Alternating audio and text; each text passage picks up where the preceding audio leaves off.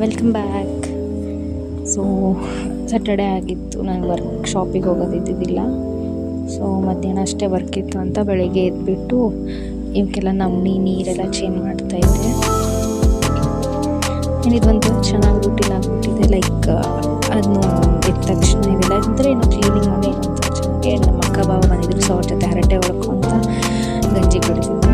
And ಸಕ್ಕತ್ತಾಗಿರುತ್ತೆ ಅವ್ರ ಜೊತೆ ಹರಟೆ ಹೊಡೆಯೋದೆಲ್ಲ. ಆ ಟೈಮೇ ಮಸ್ತು. After long time like meet ಆಗಿದ್ವಿ. ಸೊ ಹಂಗಾಗಿ ಅದನ್ನ ಮಜಾ ಮಾಡ್ಕೊತ ಎಷ್ಟು ನಗ್ತಾಯಿದ್ವಿ, ಚೆನ್ನಾಗಿತ್ತು. ಆ್ಯಂಡ್ ಅದಾದಮೇಲೆ ಅಮ್ಮ ಇಡ್ಲಿ ಮಾಡಿದ್ರು. ಸೊ ಅದನ್ನು ಹಾಕ್ತಾಯಿದ್ದೆ ಇಲ್ಲಿ ನಾನು. ಆ್ಯಂಡ್ ಆ್ಯಕ್ಚುಲಿ ಲಾಸ್ಟ್ ಟೈಮ್ ಕೂಡ ಅವ್ರು ಬಂದಾಗ ಇಡ್ಲಿ ಮಾಡಿತ್ತು. ನನಗೆ ವೀಡಿಯೋ ಮಾಡೋಕ್ಕಾಗಿದ್ದಿಲ್ಲ. ವೀಡಿಯೋ ಮಾಡೋಕ್ಕಂತ ಹೋಗಿದ್ದೆ, ಬಟ್ ಅದು ಆಗಿದ್ದಿಲ್ಲ.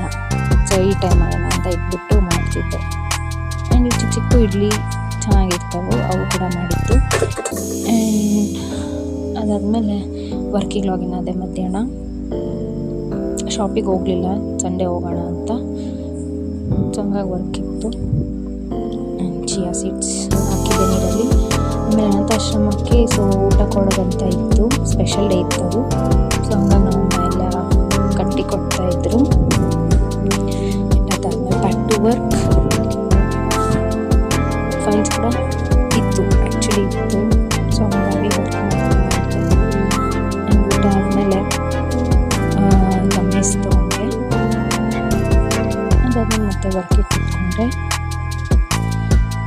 ಎಲ್ಲರೂ ಮಲಗಿಬಿಟ್ಟಿದ್ರು. ಎಲ್ಲರೂ ಪಾಪ ಟಯರ್ಡ್ ಆಗಿಬಿಟ್ಟಿದ್ದಂತ ಮಲಗಿದ್ರು. ಸೊ ಒಬ್ಬಳೇ ಕುಂತಿದ್ದೆ. ಸೊ ಫೈಲ್ಸ್ ಕೂಡ ಇತ್ತು. ಸೊ ಕಾನ್ಸಂಟ್ರೇಷನ್ ಫುಲ್ ಫೈಲ್ ಮೇಲೆ ಇತ್ತು.